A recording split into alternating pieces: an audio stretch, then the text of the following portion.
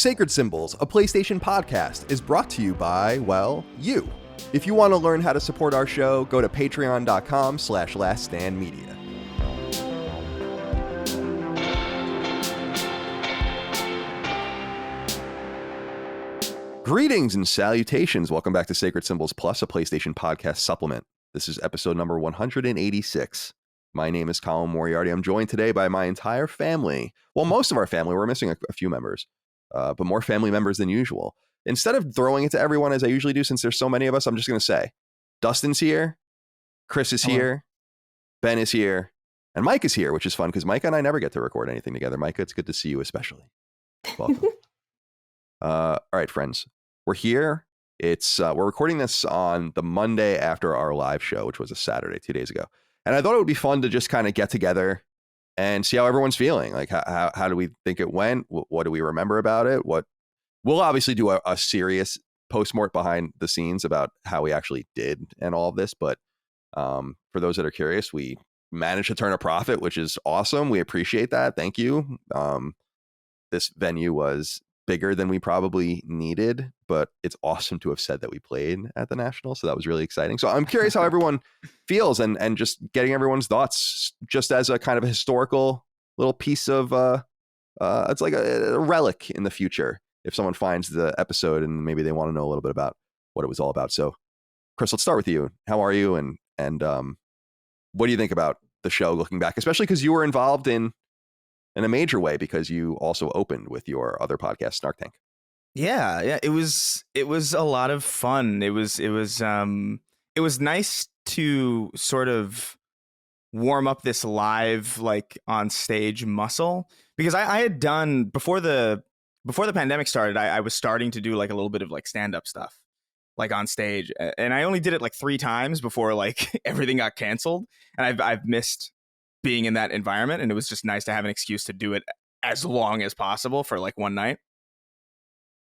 But I was looking at the edit of the show that we have kind of privately available to us, and I'm just the first live show we did, I was thinking about it. It's like, man, I could have done this better. I was like, oh, I don't think that came out right. I don't think I said this the way I wanted to say it. And this one, I felt the exact opposite. I felt like this is exactly how I pictured it was going to go. This is exactly how I wanted it to go. And I just feel really, really good about it. I'm excited at the prospect of doing this again. I'm super energized by it. I'm really glad to hear that. I saw that tweet that you put out there because you have other things coming up too, like VidCon and everything. Yeah, that you'll go to. I've only been to VidCon once, but it's funny, man, because the one time I went to VidCon, which I want to say was in 2014, maybe 2013, mm-hmm. I like had a fire lit under my ass. That's like where the whole impetus of us leaving IGN came from, was that VidCon. So I know how that show can really, touch people in a certain way. Whoa. So are you saying we're losing Chris soon because he's going to get lit a fire? He's going to leave us. Yeah. Run away. Don't really. No, I think it's one of those, like, VidCon itself sucks. Like, there's nothing like at the convention that's worth seeing. Like, it's just a bunch of people like, here's how you grow your channel. It's like, as if these people don't know they're here because their channels are growing. And, it's not the convention itself. It's more so just an excuse for a lot of different people who are like-minded, who are interested in the same things, to kind of come together across genres. It's not like PAX where it's like, this is where the gaming people go, this conversation, this is where the comic book people go, this is where like these people go. This is just like everybody who's interested in making shit on their own just comes, and it's fun to just pick people's brain and talk. And just the fans are super respectful. I had such a great time just talking. One of our main Snark Tank patrons, the King of Haphazard, who's been there for ages, I ran into him several times, and he was on my plane to New York. So I was just talking to him, and it was just like, it's such a nice, it's easy to forget that people are like, that the numbers are people. Yeah. You know what I mean? Like, it's kind of, I totally understand, especially when you haven't done something like this in, what feels like a long time. It's just really nice to have that. It's like a recalibration almost. It's what I'd say. I've said it on the show probably, but there's this idea that when I try to think about the individuals that listen to our show as opposed to just the numbers that we see and the kind of the amorphous nature of it, I try to think that, like, for our show specifically, a good reference point for mainline Sacred Symbols episodes is like a football stadium, right? Like a full football stadium. And when you look at it that way and you imagine being around all those people, it's like, wow, there's a lot of people that really enjoy this content, and I'm really grateful for it too. I agree with you. It was energizing. Michael, let's go to you. How was your experience at the top? And this is obviously together, all of us, this was our second show. And like Chris said, we'll do more. We already are talking and planning to do more. So how did you enjoy your inclusion, especially because you had a manifestation, like you were heavily involved in merch, and thank you all out there for buying the merch. So I'm curious what your thoughts are about the live show. Yeah, it was fantastic. My favorite part was getting to see all of the listeners, especially all my friends from Discord, because I'm in there a lot. And getting to interact with them at the show was it's always an incredible experience. It was felt the same in Butler. I got to interact with people a lot more at that event because we had the picnic the next day. At this one, as I was at the merch table, was really busy, which was awesome. We were just completely overwhelmed in a positive way by the response to the merch and getting a lot of questions about it. People were really happy with what they saw. So that just made my day. And having people come through the line, to say hello and chat, even though we were a little too busy to interact on a level I wanted to. Some people came and found me later in the crowd, which was nice. And that was my favorite part, was just getting to see all the listeners and also watching people interact with each other, seeing, my Discord gang, how they all linked up at the event. A lot of them had plans, Friday, Saturday, even Sunday, if some of them were still in town. So getting to see our community, all interacting together and getting along really well. We had a great crowd there that was respectful and kind. Holly and I had so much fun running the merch table, and Dustin's dad was there. He was interacting, with the gang. It was awesome. I had so much fun. Awesome. Yeah, I'm glad to hear that feedback as well. And I do want to say that before I forget that I am grateful for you guys being so nice to us, so nice to, and I'll let Ben explain more about this later, but so nice to the people that work at the venue, and so nice to my family. I had breakfast the next day with my family, which is why I couldn't hang out much later than I did. We went so late the night of the first show afterwards, but the second show I had my family kind of likes to make things about them, which is fine. It's very Italian.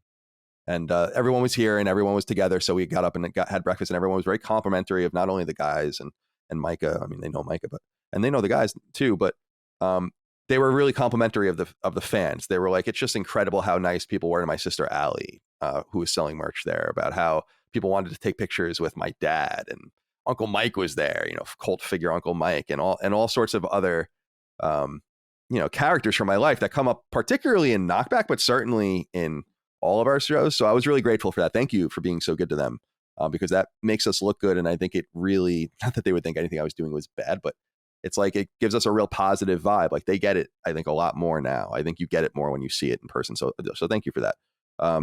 Ben, I want to actually leave you for last, because I think actually what you have to say is most consequential. So Dustin, let's go to you and see how you felt about the show.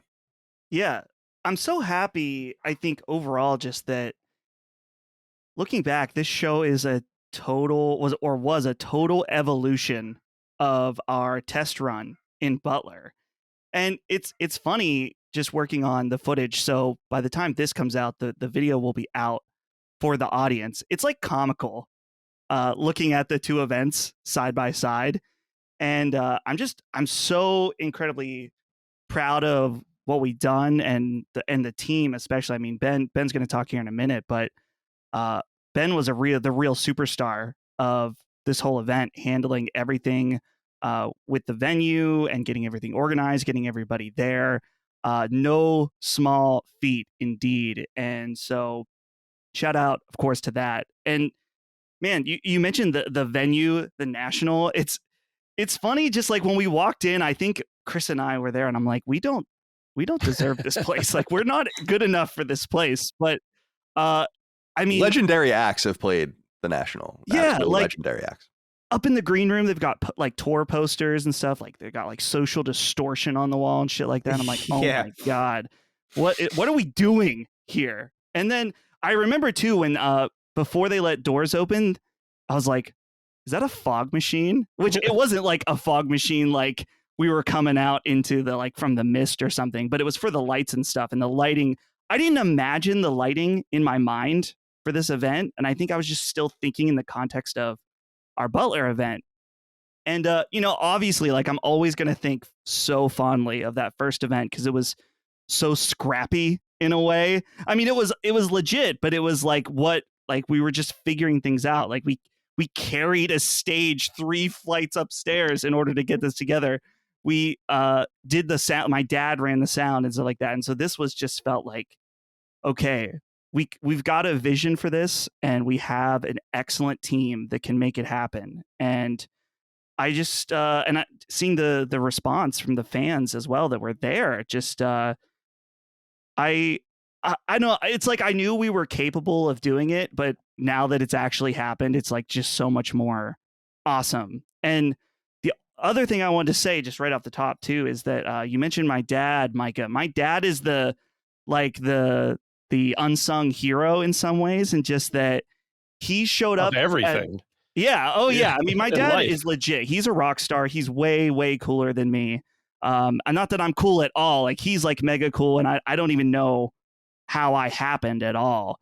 I mean, I guess we can. I don't want to get I'm sure we can figure that out. I don't want to get into that with you right now. Yeah, we don't want to get into that. But so he showed up at your house at 10 a.m. yesterday, helped us load in all the merch, helped us at the venue, and then like we run a skeleton crew. And so there's not like we don't always have people to point to. Like Ben is doing a million things. I'm doing a million things. And like having my dad there to be like, hey, could you handle some water bottles on stage? Could you handle getting the video guys in? Stuff like that. Like you absolutely need a person like that. It's absolutely essential. And he's just like has the logistics figured out, stuff like that. And so shout out to my dad. And also Holly, who was an absolute rock star as well with the merch.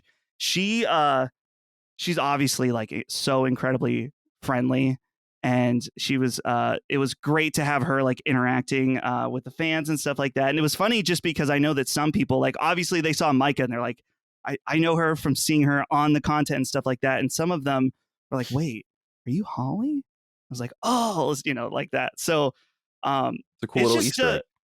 Yeah, a little Easter egg there. So it was just beyond my what I dreamed it would be. And I'm so proud and thankful to all of you guys for just making it happen. We did it. And now on to the next one. Yeah, I want to just say about the idea of competence. Holly and your dad, Travis, are two good examples, and just that they kind of helped just to help. And I think it's important, as we were saying, like we gotta, and as I said it to Dustin afterwards, because we're paying both of them for their work now. It's like, God, I love to work with fucking competent people. Let's reward competence and make sure that we can retain that competence so that we can continue to make the show better. It's like thrilling when you find that level of workmanship and care. I love that shit. In a world full of just abject laziness and half-assing, it's good to not have those kinds of people in our business and around our business. So we should definitely reward it. I'm grateful for those people too. Ben, I wanted to leave you for last because, as Dustin had said, as a prelude, you really did all of this work first and foremost. Part of your charge with us moving forward, as of this year, was to kind of be our live show maestro, whether we do 2, 3, maybe we'll get to 4 or something a year at some point. But however many we do, we knew we wanted to kind of leverage your talents and organizational skills. I know an OCD man when I meet one. As you know, it takes one to know one. Yeah. And so I get it. And I'm really impressed with the amount of work you did, the execution, the professionalism. And I'll let you talk more about it, but about how complimentary the people that own and work at the venue were of us, but really of you, and kind of the way we conduct business. So I wanted to congratulate you for that and get your thoughts on the show. Thanks, Ben. Yeah. I don't have anything better to say about the the crowd and everything than everybody else has done. I think you guys did awesome performing. I think we as a company did awesome in obviously attracting and bringing everybody to the show. Certainly no small feat. Obviously we could have sold tickets, many more tickets than we did, but we had the perfect amounts to fill the floor and make it feel full and lively. And like, I was really happy about that. And so, yeah, I mean, in earnest, this thing really started planning about 2 months before the show, but the prep work started back before Thanksgiving, and just like, okay, what do we want to do? Where do we want to go? Let me scope out some venues, that kind of thing. And so just everything from, you know, finding a venue, working out, negotiating pricing with them, negotiating, you know, we you have to usually you have to pay a percentage of your merch fees to the venue, like all that kind of back work was like in the operation and behind the scenes with all of us being involved in some capacity um before we ever announced the show. And so like I've done productions before, and I've helped plan things before, and I've run events before, um but sometimes you look at stuff and you're like, oh, this just looks like a show they do every night. And I forget that like all this other work goes into it. So it's really cool being on this end of something like that. And comparatively, our show is a pretty minor thing in comparison to like a rock show or something, right? Oh my God, yeah. Yeah, I mean, like, but still, like, just it makes you appreciate how much work goes into those kinds of things, that you go and you pay whatever for a ticket, and you're like, oh, that was fun, I really enjoyed that. And you're like, oh, people literally worked for months on every show on this 40 city tour or something like that. So but anyway, yeah, we it was a great time. Obviously lots of planning and work. But I know of 3 mistakes that happened in the night, and only one of them was my fault, and that was that I double clicked the button on the projector remote. So like that's a really good feeling too, that like we as a company executed almost perfectly. And there was a couple other things that were on the venue, and even that was just a misunderstanding on something. It wasn't that it was like a mess up or something. So and I can't shout out the crew at the National. I worked with them all for the weeks leading up to the show, and the day of. Obviously a lot of stuff happened, but everything from like me sitting down with a chart and like charting out the lighting, and then getting there and it was already executed the way I had set it up, and like, you know, mapping out the how the projector would be set up, and I get there and it's already done. And then like all the security people were super helpful to us, and the sound guy was top of class. I've worked with in my time between like church and college and theater and everything else I've done, I've worked with a ton of sound guys. This guy's top of class. Like, he was a great Dylan at the National. I want to shout him out. They were just awesome. If we could hire, if we were big enough that we could hire them and take them with us to be our crew at every event we did, I would. And they were very complimentary of us, by the way. Not just us, but our fans too. They said, you know, this place looks awesome. There's almost no garbage left behind. Nobody gave them any problems. There were a couple people who were, you know, talking a little too loud, and the security was kind of like, could you get them to shut up, because I don't want to have to kick anybody out. But everybody was just so cool, and they actually complimented us and said, like, compared to most of the, like, we work with literal rock stars, right? And usually they come in and they're like, get us this, you know, do that. And it was like, we were trying to ask you to help us, to like let us help you, and you were just like, we got it taken care of. So that was really cool for me to hear that, like, not only our crew, our company, me, which makes me feel nice, of course, but our fans too were just like, they didn't have to worry about it. They knew our audience was going to be awesome, and that's really cool to hear too. So I've babbled for a while now. No, that's good. I have to say, you know, I didn't want to give during the show any power to the narrative that's going around right now post Gene Park interview from the Washington Post, but that's what bothers us the most about, I think, or me anyway, I guess I can only speak for me, about kind of the way people speak about our company sometimes and about our audiences, that it's just the furthest from the truth. And you guys just prove it over and over again where it matters most, of course. Indeed. And so elaborate on that. I don't like putting people in boxes. I don't like putting people, you know, we had lots of white people, of course, and lots of white dudes, but we had people of every different kind of descent you could think of, every different minority group. We had people who were not just heterosexual there.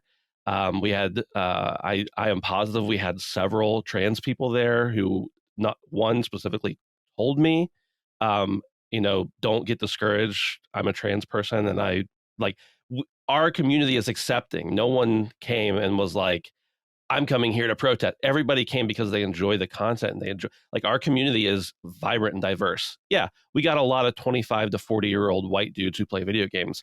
We got a lot more than that too. So like, it's just hard for the internet to see that, but in person, you're standing there and you're like, there's so much diversity here. It's amazing. Yeah, economic and everything. So yeah, I agree. Yeah, well said. Chris, I'm curious to go back to you because you had, again, we're involved with the opening act as well. I'm curious how you felt everything went with Snark Tank and how the boys felt about the show. And, as I said to you guys when you got off stage, I hope we can do that again. And I suspect we will. So, yeah. So talk to me about that angle of it all. No, they were super stoked. Sweeney came to me after the show, right after we had walked off stage, and he's like, "This feels really surreal." I don't know. It's almost like he blacked out. Yeah. And then, like, I totally relate to that. I totally relate to that. I feel like things are over, Yeah. Yeah, exactly. It's just sort of, all right, we're on stage and now we just have to do this.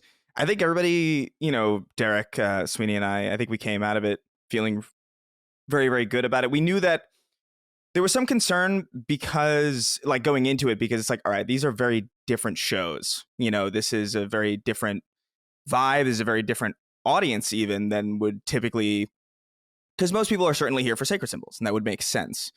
So I wanted to kind of get some video game talk in there a little bit with the Elden Ring stuff. I wanted to make sure that the audience was able to engage in whatever the hell nonsense we were about to spew. And there were people that I know specifically based on the VIP meetup and some audience interactions. Oh my God, I almost said audience like a New Yorker. Like a Long Islander, really like my mom. Yeah, Jesus. Yeah. The mask slips. Yeah. But and there were people who I knew did not know Derek and Sweeney. Like, they had no idea. And I remember singling them out kind of like with my eyes in the audience. And I noticed them during our set, they were laughing. And I was like, all right, that's perfect. That's exactly like that is the test, really. Definitely. And I was so happy to see that kind of across the board. I think Sweeney and Derek did a great job. I don't know if I should. So the whole time through both shows, my stomach was exploding. I was like in pain the whole time. And there are certain like specifically during the Sacred Symbol show, there was a point where I don't know, there was some game popped up on the list that I was like, oh, it would be funny if I laid down right now, but also I need to lay down right now. Yeah, it was like I tried so hard. And I was like, even in sometimes in the video, I notice it where I'm like this, or like leaning back, just trying to readjust so I don't die on stage. What was the nature of the stomach ache? Was it hunger or poop? What was it? No, you know what it was? It was like I was in Manhattan the day before, so I overloaded on pizza, and then I had Domino's the next day, yeah. and those dang whiteys or whatever the hell the white brownies. Sean Mason's brownies, yeah, which were good. Whiteys, they were really good, are. but like a brownie and pizza for 2 days is not the best nutrition. And I wasn't thinking. Also, I didn't rest because like the hotel didn't give me my room. So like I went straight off the plane to the hotel to the venue to kind of like prepare and kind of like think about what it is we were going to do. So in general, like physically, I was like miserable, but it doesn't come across that way in the video, which is what I was most worried about. Like coming out of it, I was like, oh man, I hope it didn't come across like I was just in deep welling pain. And we delivered a show that was watchable and enjoyable and entertaining. And I was watching, like I said, the VOD or the edit that we have, and I'm happy to say that even somebody is, because when you're watching yourself, you are painfully aware of all of your own mistakes. Right. I didn't notice, which is like a huge relief to me. But if somebody wants to like maybe watch this after they watch the show, it'll be a fun little commentary, knowing that I'm at 1 HP the whole show. Yeah, and it's funny now in hindsight, because there was a point where I was like, Chris wasn't passionate enough to stand about anything, but he fell down for Persona, and in reality, you were like dying. Yeah, I was. Fuck you. It sucks too. It sucks too because I was excited to like before it started settling in. I think it was also like a little bit of nerves too, to be honest. Sure. But I was excited to like move around, and then I realized like if I stand up, I'm gonna pass out and die. So like I probably shouldn't stand up. But no, it was even with that, it was such a good experience, and it just had me energized, and I loved talking to everybody, and I loved doing both shows. It was a little exhausting doing both of them, but at the same time, it was just like double rewarding because again, just seeing people who did not know who we were really eating it up and really having a good time and contributing in that way was just, I don't know, man. It's just I feel really reinvigorated, you know? I'm glad to hear that. I feel like I've always felt that in my time. I think all of us, Micah doesn't really or hasn't really been able to, but I think the rest of us have gotten to lots of shows, rock shows and all of that. And I always felt like the opening acts, especially like the opener of the opener, if you're going to a three band show rather, always has the most to gain, right? Like there's not, you don't have anything to really lose. No one knows who you are, or like their people aren't as familiar with you, or they're not necessarily there for you. And so giving it your all and capturing them is a big deal, as opposed to the act that people might be there for not showing up and doing as well. So I've always been really cognizant of that. And I think of many, many bands that I picked up over the years seeing like that. Bands like Two Skinny Jays and Zebrahead, and, you know, seeing Incubus back in the day before they had even Make Yourself, when it was only Science. I remember seeing them live and being like, these guys are fucking awesome. And so I'm glad that you got that vibe too. And I thought, by the way, that you did a great job. See, what I was most cognizant of with you, Chris, I was like, and with you too, Dustin, was like, wow, these guys are doing great. Like this is great stuff, like really good stuff. I thought you were very insightful. So it's funny, man. I bet you that, because I've been there where I'm trying to be like, oh my God, I'm going to shit myself, or oh my God, I have my stomach hurts, or oh my God, I fuck. And you become, I think, in some way, like hyper focused. Yeah. You know? Yeah. Like anything to not think about the fact that I don't have another iota of space in my I was going to say in my scrotum. In your scrotum. Oh Wow. dear. No, yeah. Oh dear. My anus is what I meant. It was a religious experience. Like I feel like I was like meditating like the whole time. But I think, yeah, I'm really happy with the way that we did, and I'm just super satisfied. I'm glad you felt that way. Because I definitely I was not thinking about how we were doing. I was just like trying to get things going and just trying to do the show. And obviously like the Snark Tank is more improvisational by nature. Like it's not a news show. So that's an other added layer of pressure where it's like there has to be, we can't plan really for this because we have to we can plan a little bit. We can talk about like current events and like what happened. Like there's a couple things that might be of consequence to talk about.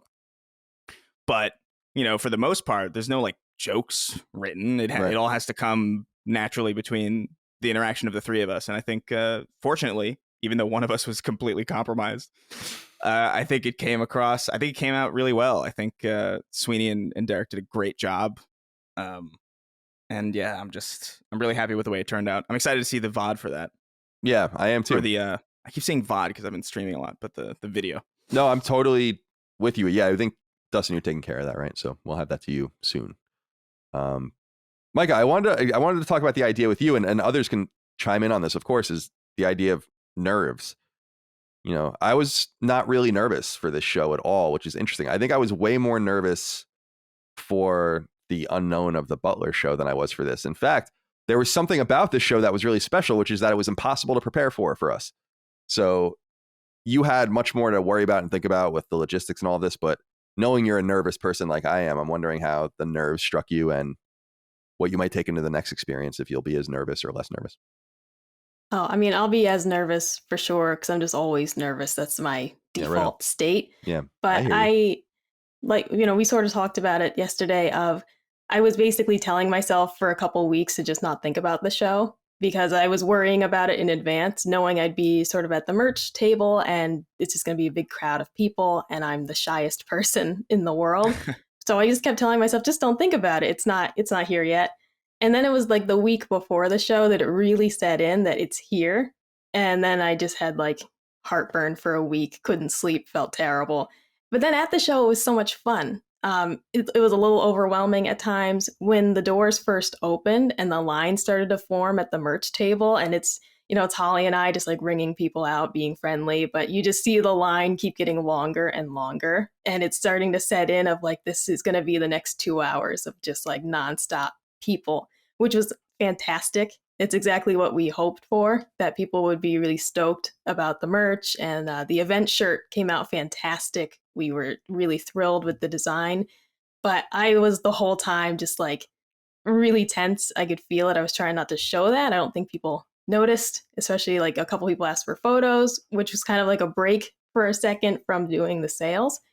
But yeah, I was just on like nervous energy the whole time. I don't think I sat down the whole show except for when we had pizza, like right before. Yeah. I think that's the only time I sat down the whole night. The rest of the time we kind of stood in the back and watched the show after we like closed down the table. And then after the show, we, sold a few more things to people on their way out. But in terms of like the next event, I'm already excited for it, whatever it's going to end up being. And I felt that way after Butler too, of once the nerves dissipated, I was like sad that it was over. And I totally hate crowds and all these things, but I can't wait for us to do another event and not only get to see the whole gang together again, but to see all the listeners and the Discord friends. I'm just already stoked about it, even though I can tell I'm going to be nervous. It's funny because you and I were walking the dogs yesterday, and I was saying that it's a bummer that we don't really get the high. We get the high of the show, but never really get to sustain it because it's not a tour, right? Which I'm not, it's like it is what it is, but you could totally understand a band that you love, and it's like, you get it, man. You do 30, 40, 50 shows, and it's just this high. You get to perform every day. You get to be on top of your game, this well-oiled machine, and the nerves probably dissipate. So everything kind of culminates for us in this one day. And look, like I can set up a tour if you want. Oh, I don't think we should do that. No. Maybe I'll do a speaking world tour. Tour. Let's go. Yeah, world.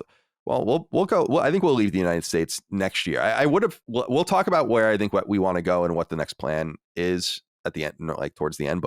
And we'll see how much longer we go with this episode. See what we have to say, of course. But I think that concentrating our efforts into these like individual shows brings out our best. And there's obviously not demand for us to do a tour like this, although it would be funny. Dustin, I wanted to. We've mentioned Holly quite a bit. I wanted you to be her proxy. She's obviously not here, but she performed, had a secret performance of a song, as I understand you wrote. So this was a classic, writer, singer production, right? Two separates, like Elton John and that guy's name I always forget about. So, right. So Just talk like to me a little that. bit about how she felt about the show and about the experience of meeting everyone again. And she's really in every way just as involved actually as we are in the show itself. Right. Yeah. So as far as the merch front, I knew that she would be great for it just because she no longer works in a coffee shop, but she did for years and years. And so she had the experience of like working with the POS, running people through a busy line. And I was like, this will be perfect. Her and Micah will be the dream team. And that's exactly what happened. So it was nice. Like I was able to like, be like, this is what it's going to be like. And like, once she has like the mindset of like being mentally prepared and stuff like that, in the moment, she was just like good to go. In fact, I probably, when it comes to merch, the most impressive thing that I am just so, I don't want to say surprised because I knew she was capable of this, but she just did it so well, was that while when we first got there and while we were kind of figuring things out, she set up the entire merch stuff, which when we first got in, I was like, oh no, this is going to be a nightmare. Like, how are we going to fit all this stuff behind this bar? There's no way. And then I went out and was handling other stuff. And when I came back, it was all like set up and looked perfect. And so she really did awesome with that. And okay, so let's talk about the Gamer Battalion Anthem. Yeah. This is what happens when you have a complete moron with too much power. And that's me in this situation where I had this idea of a Gamer Battalion Anthem. And I was like, that might be kind of funny. But at the same time, it's like, I don't like the best jokes are the ones that are the most dangerous as far as like, could this be cringy? Like, Yeah. like you have a very fine line. I was like, okay, this is funny to me because of how much like of a joke like the I am proud to be a gamer part. I'm like, to me that's funny, but some people will be like, are these dudes serious? Which maybe that's funny also, but I had this idea and I rewrote the Battle Hymn of the Republic, which was way harder than I thought. It took me like it took me like maybe an hour or two the first time I wrote it out, and then I like did a bunch of revisions. And I pitched the idea to Ben. And he was like, huh, okay. Like he was thinking about it, I could tell, but he was not excited about it. He wasn't like instantly, and that's okay. I don't blame him when you pitch the idea of something. I was also in the backseat of your car, crammed in between the three other people, and nauseous. So that was part of my reaction. Right. Yeah. But then I knew it was good to go when Ben was like, so we doing the battle hymn, the gamer hymn of the Republic. And I was like, oh, hell yeah. Which I realized how there was an extra level of, I don't know if irony, but that we were doing the battle hymn of the Republic in the capital of the Confederacy, since that was like the anthem of the Union or whatever. So it's the Union, right? Did I say the right history term? That's right. Yeah. I just didn't want to sound like an idiot. But how could the man who wrote the Gamer Battalion hymn sound like an idiot? How is that possible? But so I was excited about it. Holly obviously killed it and did such an awesome job. I was just like, we have a classically trained musician. Surely we can use this to our advantage. We can leverage this, yes. Yeah, and I purposely kept it hidden from Colin and Chris. They had no idea about it, and the first time they saw it, I guess heard it, was backstage. And so I actually was crying because I was laughing so much. Good. I'm glad. Yeah, because I thought it was, it's definitely like kind of cringe. That's what I love about it. Yeah. Our show is kind of cringe. I mean, that's it works for me. When we were doing setup, so before anybody else but Dustin, Holly, and I were there, I was like, we got to do sound check for this real quick. Like, I need this we need to do a sound check for it just to get the volumes right, but it has to be before anybody else gets here. And I was like, all right, I'm going to play. Wait, hey crew, like I told the crew there, I was like, this is not a serious thing, guys. This is like a bunch of inside jokes that you're not going to understand, but just trust me, the audience will think it's funny. You will not. And the one guy was like, this is really bad, but I think it's going to work for you. Dude, well, what a compliment on your writing.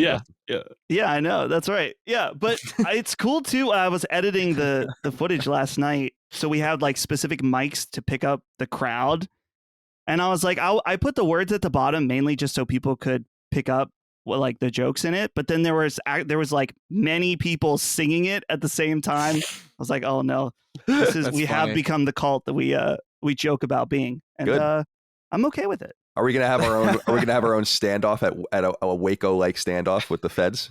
It's only a matter of time, Colin. It's only a matter of time. I love that. I love that they said this is bad, but it's gonna work for you. That's such an awesome thing to hear. That about wraps it up for like the whole quality of the show. It's bad, but it works for you. Well, it's song parody in general is like it is cringe. Like you're leaning into cringe when you do it because it's already like what you couldn't write your own song. Totally. You know what I mean? Yeah. Like it's already like even somebody like Weird Al, where it's like he's like the closest you can get to not being cringe. You know, in that space. But like everybody else that tries it, it's like you're standing on the shoulders of giants or whatever. Right. The Amish Paradise. I think we can all agree the Amish Paradise video is quite cringy, and that's what's so funny about it. There's that part where he sings backwards in that video, and that's unironically like impressive. Yeah. Like it's a very weird. Oh man. Ben. Yeah. Talk to me about you had said some people were being rude during the show. I want to know more about this because I couldn't hear anything on the stage, but I want to know more about who wasn't being well behaved. So what's their social security numbers? Yeah, tell me everything. I'll dox them. No, so you guys, so for the audience who doesn't know, on stage there were monitors in front of you guys, and then there were also monitors on the sides of you, plus all the sound that was actually being projected onto the audience. So you guys couldn't actually hear the audience, but I was walking around with a microphone for audience questions and stuff. And the venue was serving alcohol, so obviously everybody who's drinking is going to be a little more loosened up, but many people were still respectful. And I would say most people were still respectful. But there were a few little pockets of people here and there, not necessarily because of alcohol, but a few little pockets of people here and there who, it wasn't like they were just talking about like, oh, what are you going to do when you get home? Do you want to, you want to go out to eat or something? It was like they were engaged with the material in the sense that they were talking, or at least it seemed like they were talking about what you were talking about. But there were a few instances where it was like kind of getting to a low roar in certain hot spots of the venue. We had one or two guys who were standing way in the back and didn't realize that their voice was echoing out from underneath the balcony and just blast. I could hear them on the other side of the venue. So I went over and talked to them individually. But then the security guys were like, do you want me to have people be quiet? I was like, yeah, as much as possible, at least like give them the eye, tell them to settle down. And then, as I'm walking around, people would be like, Ben, can you ask them to shut up? And so like, I didn't want to like wade through the crowd asking people to be quiet like a hall monitor or something. And then finally, when the security guy was like, you're going to have to say something from the stage. I can't get all these people to constantly be quiet. And I was like, okay, I just got to say something like really bold and just tell people to shut up. So once that happened, the conversation was almost zero, other than like one guy who was back by the bar talking to the bartender. And it was great after that. And people appreciated that. People thanked it. I probably wouldn't have done it like to the whole audience had the security guard specifically not asked me to. But again, I don't think it was people who just like nobody came and didn't want to talk about the content, but it was just like people didn't realize how much their voice was carrying. You never know how loud a whisper is when you're in a room like that. So we didn't have anybody being like disrespectful in like a to other people kind of way, other than talking. And some people don't mind that, but it was enough that I think it was warranted. And obviously the venue security thought it was warranted to like ask people to be quiet. I don't know, but if you're watching this and you're somebody who's going to come to a show, any show, if you go to Dustin and I went to a concert a few weeks ago and people were so disrespectful to the opener. Our audience was nowhere near as bad as that, but people were so disrespectful to the opener who I didn't even care about. And I was even pissed off. So I think it's just a good reminder. Like when you pay money to go to something like this, remember that everyone else paid money too. And just because it doesn't mean that you want to pay attention to every morsel of everything doesn't mean the guy sitting to your left, right, front, or back doesn't want to. So yeah, keep that in mind for all shows you go to. Yeah, as it was Till Tuesday that said, "Hush, hush, voices carry." Yes, in the 1980s at some point. Wonderful song, Chris. I want to go back to you as we begin to wrap things up. I want to ask you what you think we should do next. When we get around the circle again, I want to talk to Ben about where we should go. And of course, everyone can give their piece on that too, but I'm curious what you think we should do next. And should we get everyone back together? Obviously, I want to have Snark Tank back. Should we get Dagan and the Dukes back as well and do a show like that? I'm thinking that we should. And my thought is doing another greatest game of all time type topic. I actually have the topic in my head. I don't want to ruin it because I think when we announce the show, we'll tell everyone what it is. But I'm curious if you have any ideas of what your preference would be for the next outing. Yeah, I mean, I would love to get everybody involved again. I know. Sweeney and Derek were telling me that it was pretty exciting to do something like this, and they would love to do it again. Next time, we would actually have. Hopefully, we would be able to figure out our merch situation as well by that point. But yeah, I mean, people did ask. Many people asked. By the way, yeah. Because we're working with right now. We have Teespring, which is like just not. I don't even want to. No shade to Teespring, except for all the shade that I'm throwing. But fair enough. But it's the way I thought about it was like we could order a bunch of Teespring stuff and have it at the venue, but I feel like that would almost reflect poorly on everything else that's there. So like I just didn't want to do that. I didn't want to have like a point of comparison where it was just like either our stuff seems worse or the good or the Sacred Symbol stuff seems worse also. You know what I mean? Like it's just there's some things that Teespring does well, but like not enough of it that I felt comfortable having like a bunch of merch like marked up a little bit. So I think next time I'm talking to merch people now. So by the next time we do a show, I'm sure it'll be set up and nice. I would love to open it again and do something with the Snark Tank where I would be operating at full capacity. Sure. Because that's the one regret I have really is just like I wasn't at 100% as much as I wanted to be just because of the nature of just what like how the day went. But I'm hungry to take another crack at that with as much energy as I possibly can. And I don't know where I'm thinking we've done. Like personally, I mean, I know we've kind of talked about this a little bit, but this is also just my opinion as well. We've done a lot. The two shows that we've done so far have been on the East Coast. I think we should spread out a little bit more. Definitely. I don't know exactly where, but definitely give other fans an opportunity, because there's some people who did fly, like from like Seattle. There were people I was talking to, people from California and people from Nevada, and I was like, oh shit, man, you really took a trek, and it would be cool to maybe meet those people where they're at as well. I totally agree with you. I don't know. Well, I know what I was thinking with Richmond. I didn't want to go anywhere for this show, for like just to have a home show. I also love Richmond. I love Central Virginia. I think this place is awesome. But I wish everyone can be here with us. I think it's a great place to just be. But I thought in my mind in the lead up, I was like, this is easy to get to. Richmond has an international airport, although you have to kind of go through a hoop to get there from not major hubs. I get that. And my thought was, oh, people could just fly to Washington. I mean, one of the busiest airports in the world, so you can just go to Dulles and drive down. I used to go to Dulles and then go to LA or San Francisco and back to Dulles all the time. So I just assumed more people would do that. But I think I kind of overestimated the draw of this city.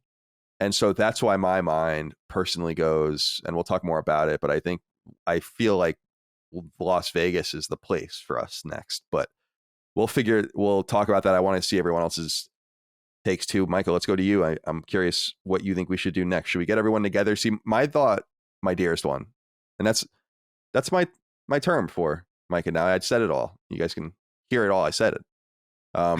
But my thoughts are that we would take the good stuff of the first and second shows and kind of put them together, Dr. Wily style, make this new robot. We had everyone together in Butler. It was awesome. We wanted to celebrate Sacred. It didn't make sense to have everyone else there. So we didn't do that, but we played a bigger venue and did a better show, I think. So now it's time to bring it up to the next level. I'm curious if you agree. Definitely. I think it would be fantastic to have the whole gang together, to have Maddie and Cog here, Dagan as well at the next event. And it didn't really make sense to have all of us here for this one, as it was like a Sacred Symbols focused show. Right. But if we go in the vein of a more generalized topic, such as, greatest game of all time, then that's something that everyone can be a part of. And it's the perspectives is what people really enjoyed about the Butler event, having Dagan and Cog being, I don't want to call them old, but a little bit older than some of the other hosts. And people really enjoyed that because our listeners have a great range of ages and a great range of the consoles they started playing, what they currently play now, what they enjoy. And of course, Maddie and Cog being on more the Xbox side of things, Dagan really enjoying Nintendo. We'll just have a really great, soup here if we get the whole gang together for a topic like that that's more generalized. And definitely, I think, West Coast would be a fun idea. As much as I'd love to plan a trip to Massachusetts, I think we should probably do something that's not East Coast focused for the next event. I totally agree. And I'm glad you guys share that thought. I think we all do. So I'll be honest. I want to go to Europe. I really do. And do a show in London, I think is like the obvious place for us to go.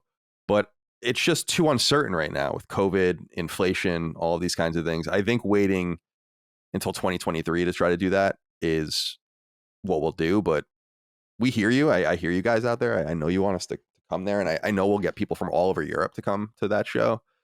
And you British people, I'm so sick of it because, so you guys are, some of you are reaching out and saying like, don't do the show in London, like do the show in Manchester or somewhere like, or what, something more central. Right. And I'm like, can you stop?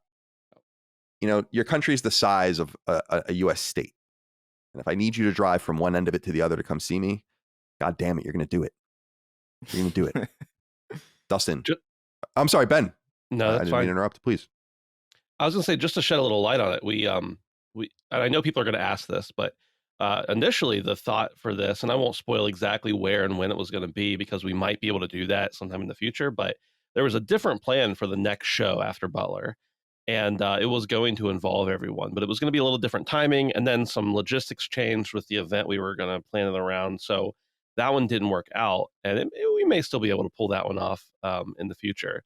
But so once you said it was just going to be, it was going to be not just going to be, it was going to be for Sacred 200. It made more sense to have the Sacred Crew plus an opener. And then, of course, the first opener that came to mind that wasn't part of LSM already was Snark Tank, just because of the close affiliation, obviously, and the talent there. But I think the idea for us is to have all of the company together as much as we can, and maybe that means that it's a combined set, or maybe it means it's a split set and somebody does a little shorter or whatever.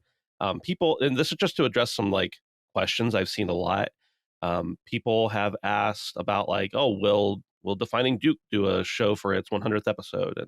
And maybe, but also like they're still growing, they're working on it, and they're doing amazing. But I don't know if it's quite enough to sell out a venue. But I think if our powers combined, do a show where we're all there, it would be great. And maybe we can still bring in some other talent, whether it's the Snark Tank or somebody else, or maybe we can co-headline a show with another act that I've talked to you guys a little bit about behind the scenes, but we don't have any hard details on that. But we had talked, and Colin, I want to address this just because you've mentioned it a couple times, talked about doing the Butler event again and having the picnic and doing all that kind of stuff, moving to a bigger venue and everything. And I just want to prepare people. That may not happen this year again, just based on we love you guys and we are appreciative of the fans that are willing to fly out and drive out. But we also know that everybody wants to be as much stuff as they can. And if we do two more shows this year, it may be hard for people to be able to make those or feel like that. But it's also in our heads that Butler is back on the East Coast again. Right. And it's what Chris said. Like we don't need to hit that note again, right? So going maybe pushing it off till next year might be in the again. None of these plans are certain. Please don't take anything as far as plans we're saying like as hard facts. But I just wanted to explain a little bit of the logic behind that, because I know people are going to be like, well, I was already planning on, and we haven't announced anything. Just wait for the announcement and then make your plans. So yeah, totally. No, I appreciate that. I think I agree with what Chris said earlier too. Like I just think we have to spread out and go to different places now. So because I did love the idea of, and it was like, let's do this like every year and just do it a show there. And it's like, but that's shooting from your hip and not really thinking about the ramifications, the cost, the opportunity cost. Like you said, I think the opportunity cost is what's most important, because if we have to demand people's attention. I do this with Lilymo, right? And I try to nail this into the fabric of our company. Like, let's demand attention just as little as possible. And when we demand attention, like make sure that people know that we're not going to demand attention again for a while. We're not going to constantly bombard you with things or ask you to do things or be somewhere, or buy something. So I want to be thoughtful about that too. And I just think a Vegas show will draw in my opinion, like just this hypothetical Vegas show will allow people. And I think, Micah, you've said this a lot, which is, it's a good way to convince people to bring their spouses or go with the family or just go generally. Because as everyone knows, we talk about it all the time, I fucking love Vegas. I go to Vegas. I used to go to Vegas when I lived in California all the time, multiple times a year for years. And there's a lot to do. Yeah. There's just a lot. It's just like a really, it's if you're there, it's a lot easier to sell people on a show in a city where there's a lot of other things to do. Because like traveling is expensive, and it's a lot of time, especially if you're driving. And the show is always going to be worth it, but there's always going to be that time in between when the show's over and when you leave. Maybe you have like a couple more days, or maybe you want to do something after the show, and not a lot of cities can accommodate that really well. I realized that when I moved to LA, and I was like, oh, you mean things aren't open till 4 a.m. everywhere? Right. Because I was used to Manhattan. Totally. And there was that one sandwich place by UCLA that was open and they deliver, and that was the only place I would get. Yeah. They're a handful, but like you want to have a place that has a larger draw outside of the show to just it just makes it a lot more enticing. And Vegas is I I know that's a convenient location for the Snark Tank as well, because I know Derek is in Vegas. I know Sweeney is in LA. That's not far at all. Right. People drive from LA to Vegas all the time, which is baffling because, you know, that's a 4-hour drive. 4-hour drive. You know, it's not nothing, but everybody in LA seems to be willing to make that drive. It's like, I mean, fair enough. But yeah, so, I mean, it's exciting. And I think when we do the smaller cities, such as Butler, like we did last year, you know, we know that it's going to be harder to get to, and there's not as many things to do around, even though no matter where you go, if you're looking, you can find something to do. Yeah, there's always something. But we, you know, I think those are the shows where we'll actually, maybe there's smaller attendance or whatever, where we'll actually do like a longer style meetup. Still not going to be like hanging out, smoking cigs around the fire with us or anything, but like a longer experience. And that's why we have to do the VIP thing for these bigger shows in the bigger cities, because we love you guys. You know, the guys can't spend 12 hours talking to everybody and signing stuff. So that's why we have to do. I don't want people to think we're like just grubbing for money, and I know nobody does, but well, but that dynamic between big city and small city is really the Butler meetup we were there for like 5 hours. Yeah, and that's crazy because I didn't even. First of all, I enjoyed it, but I also didn't know the time was going that quickly. But I also realized that that's just totally unreasonable. I was energized, but I was drained after that. Yeah, I was like, holy fuck. That was a lot, but that was fun. I'd like to do that again. We will do that. Yeah. Like, we will do something like that again. And I'm sure we'll go to Butler again because that's half of our company basically lives there permanently. Yeah. so that's the home base. Dustin, I haven't heard from you in a while. I'm just curious what your thoughts are about where we should go and what we should do. I think the consensus seems to be from the boys and Micah that, you know, we get Dagan, you know, and by the way, yes, I know you all love Dagan. Like, I get it. Dude, during our meet and greet, it was Jesus every other Christ. person. People are like, where's Dagan? Is Dagan going to be here? Can Dagan sign this? So, and it's funny because Dagan at the last event was like, oh, they're here to see you guys. They're not really here to see me. It's like, what the fuck are you talking about? Especially more and more, I'm like, Dagan, come on. Like, Yeah, Dagan's a superstar, no doubt. Yeah, I want to wring his neck sometimes because it's like, you know, he would get lost in the meme channel on our Discord, but like he doesn't understand. Like he gets mad at me. He's like, "You think I have any time to do another thing with my day?" I know, Dagan. I get it. It's a fucking chat room you open in a browser, and I think you can do it. But we'll get you back. Use Discord in a browser? Yeah. What? Where do you guys open it? Well, Dude, is there like? Just move Get along. on the app. Just move No, along. I don't want an app. I have an app on my phone. Oh, there's a PC Oh, app. okay, that's yeah, very I don't good, want too. it on PC app. I like it in my browser. I have one window just open with it right now. I'm sorry I derailed you. Go ahead. How? I didn't know that there's a PC app. Yeah. I don't want anything to do with that. Okay. Fine. And you can't tell Dagan that because he'll definitely not use it. Okay. I just use it in a browser. I thought that's where you were supposed to use it. I That have was it right such here. I don't want anything to do with that. No, I can't. I That can't. was like I can't so download. genuine. Like I Felt very felt so much skeptical. disdain pouring out of your Conspiratorial. On my phone, I I'm use sorry, the app. I've derailed us. I'm I don't sorry. remember what I was saying. Okay, so we were talking about future plans, Yeah. stuff like that. Yeah, you what we just wanna take it do. away. Well, Thanks, there's man. a couple. Okay, one thing that I was thinking in review of this event, and I would love to hear feedback about it. Just something that I was thinking is that our 2 shows that we've done have been anywhere between 2, like, you know, the show Sacred 200 was what? Close to 3. Close to 3 hours, and in Butler it was over 3, I think. And it's not that I'm talking about how long, but it's all basically one thing for the entire time. So I'm wondering, is it, if we have all of us together for the next event, is it good for us all to be on stage all at the same time? Or is it good to do change up, like some not set changes, but you know what I mean? Just to kind of keep flow going and stuff like that. Well, I also think it would be interesting to just combine us in a weird way. You know, like Oh, yeah. Chris and Dagan. It's like me and Cog. You know, Right. Yeah, whatever the case might be. But the thought in my head is the same kind of thing we did the first time because I thought that was hysterical and fun. And like, I don't know how people feel about doing that idea again with just having presentations and like voting and conversation about it, but a different topic. Yeah. As part of this idea, because remember the live shows began as this idea of having, in my mind, when I pitched it, was like this idea of having a series of like symposium type things, but they're not serious topics. right? Like, Mm. you know how they have like the identity or what is it, ID squared or whatever debate series on YouTube and all these different things, and they're serious questions, but our symposium is just ridiculous questions, like the worst game of all time, the stupidest thing ever, you know, the stupidest gaming power up and all that kind of stuff. That was the idea, and I don't know if we want to continue to pursue that because it's just a reason for us to all interact with each other.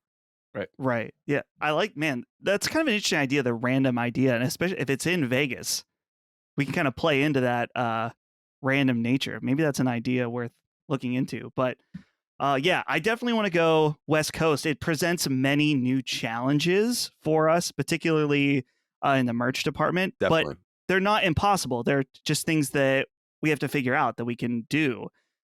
So it just feels like there's so many different opportunities, and I'm so thrilled that everyone's on board for the idea of going and doing more of these. Because, dude, you don't have to sell me on Vegas. I'll disappear for like 2 days in that fucking city. I'll tell you what. When Dustin and I first started talking about Vegas, I was like, I don't know if Colin will go for it, but we're gonna try.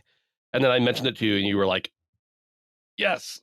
That's like one of the few places I love, and that's why I was saying to Micah, because we were talking about vacationing and doing one. And I think actually you were here with Holly too, where I was like, you can't be there for more than a few days. That's the thing. You got to get out. Yep. That's why I'm so interested in Derek living there, because I feel like that's like living to me, it feels like the Truman Show, right? Yeah. Like I can do it though for a little while, and it's cool. Like I have no idea what day of the week it is. I have no idea what time it is. I fell asleep at the pool for 5 hours. Then I meet the most random people at the blackjack table. It's a different kind of Colin in Vegas. I feel like the energy will be good for a show there. Yeah.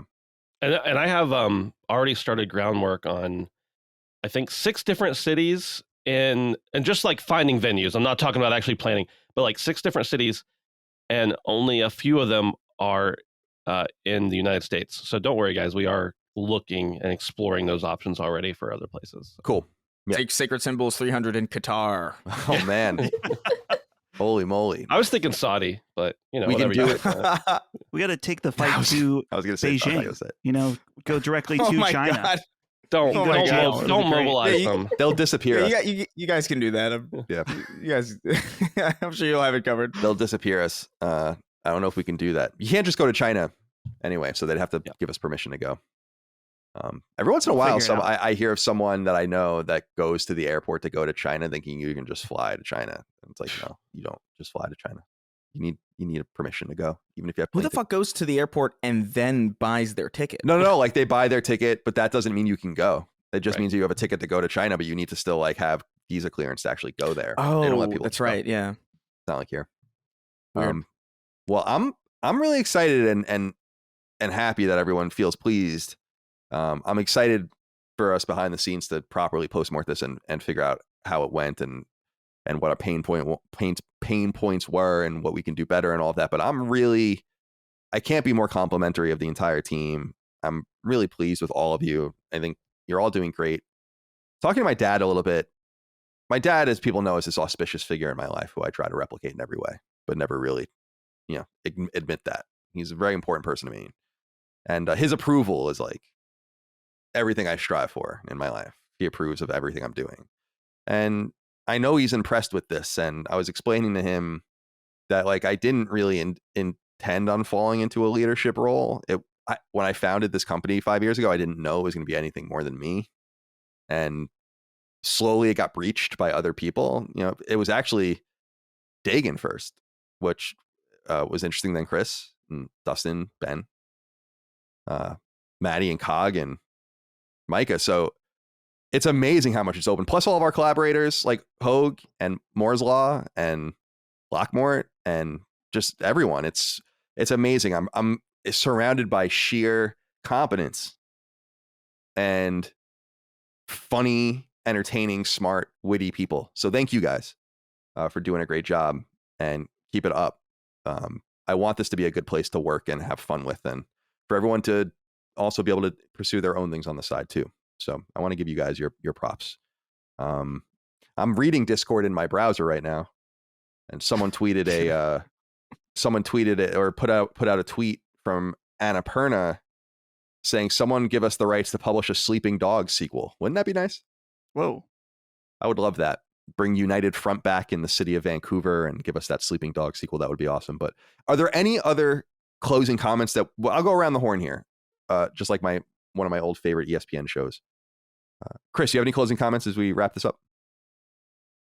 Oh man, I'm excited to just get back to work. To be honest, there were a couple of things that I've been kind of like putting off, video wise. I was just like, I don't know if I feel like, is this good? And then it's, I don't know. You kind of get lost in the details, and just meeting people who are just excited about the stuff that you're doing, and who are really complimentary of it, and just again, just meeting the fans is really just lit a fire under me, I think, and I'm just excited to get back to work on all this other stuff, you know. I'm glad to hear that. A little cross-pollination. Never hurt anyone, I think, in the creative space, of course. Great artist steal. Micah, how are you feeling? What's your closing comment? I just want to thank all the listeners for being so wonderful at the event in the way that they treated the national staff, being respectful to the bartenders, being respectful to security, and even, a drink was spilled and the person immediately like owned up to it, said, hey, I spilled something, got someone to clean it up because they were worried about someone slipping. They didn't just like drop it and walk away. So I just want to thank the listeners for being so cool at the event. And I had a lot of fun getting to interact with them all. Just to that point, I was thinking about this. How many over time, hundreds of bands have I seen, right? Over the years. I don't recall any of them, even the cool ones that really talk to the audience and all that. I don't recall them just saying like, hey, pick up after yourselves, something like that. Why are these places just trash, no matter the nature of the show? I don't really understand that. So I'm glad you said that. Dustin, what are your closing comments? Two final shout outs that I wanted to give were, first of all, our video crew over at Catalog were awesome. They came down from Philly and just did such an incredible job. Super professional and super friendly. Were they fans of the show? Are they fans of the show, or are they just people we found? Yes. Oh, okay, cool. Yes. Everybody we hired was a fan of the show. Nice. Excellent. Right. And we I love like that. the nepotism. Or yes. family. Absolutely. Yeah. Right. Yeah. And so they did awesome. Their crew was great. And also a shout out to our photographer, John.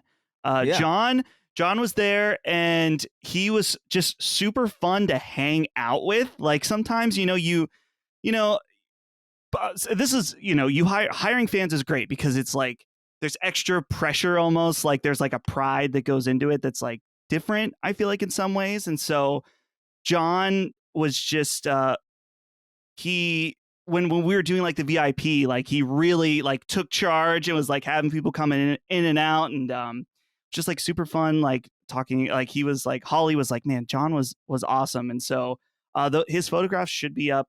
Well, I don't know when they'll be up, but hopefully soon. I haven't talked to him yet, but it's John. We'll have Ben, is his last name Rossi? Mhm. Rosie? Yep. John Rossi. Oh yeah. I know that name for sure. Yeah, he was really nice. Nice guy. Yeah, he was super awesome. So shout out to those two. He looks like, real quick, Dustin. Yeah. I was thinking about who he looks like, and I was like, he looks like Shia LaBeouf, or is that how you say his name? Do you see it? Like, am I crazy? In my mind's eye. That's an insane. That is a wild, like, I don't know what's going on with you. In my mind's eye, I see it. It's not completely wrong, but I'm not looking at a picture of either Shia LaBeouf or John right now. My mind has put those two people together. Yeah. Can we just, as a society, decide on the pronunciation of Shia's name? I'm just so confused about. Yeah, I don't know. Shia LaBeouf, right? Oh, Yeah, LaBeouf. Yeah, I said it wrong. I've never said it in my life. I don't know what it is. Yeah, I don't know. It doesn't I think I said matter. LaBeouf. I think I said. At a certain point, it's just accents. You know, it's just like, oh, whatever. You pronounce it that way, it's fine. Whatever. I've said it every way you can continue say to be in my wrong. life, so I don't know. Yeah, there was one guy. There was one guy who came through the VIP section who I swear I looked at. I was like, is that Mark Zuckerberg? I swear. Oh like, yeah, I know bro. that guy. It was really really uncanny. I'm sure that guy loves that. Yeah. I know. I'm sorry if you heard that like a million times. God, yeah. But like, I'm sure. But I actually, my heart sank for a second because I was like, "What is happening?" You were under arrest. Then, they finally have come for us. I was like, "Oh no." They're gonna fucking liquidate us. Facebook.